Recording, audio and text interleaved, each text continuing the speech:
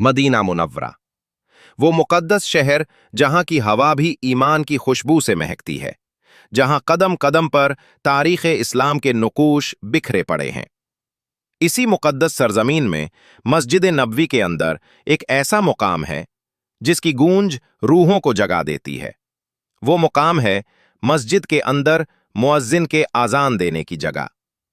ये वो बाबरकत जगह है जहां से मस्जिद नबवी के मुअज्जिन अपनी रूह परवर आवाज में आज़ान देते हैं। ये मुकाम रोज़ा मुबारक के मगरबी सिमत में हरम कदीम के अंदर वाक़े है।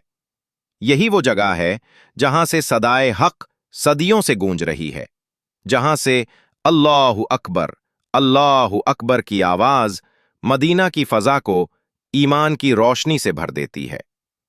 यहां से जब अजान की आवाज बुलंद होती है तो न सिर्फ मदीना जगमगा उठता है, बल्कि दिलों में एक अनोखी लर्जिश दौड़ जाती है।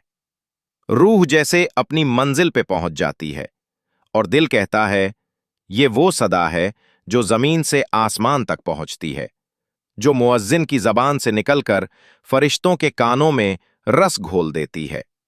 ये आजान सिर्फ आवाज नहीं होती, ये ईमान की गवाही है, इश्क़ रसूल की पुकार है।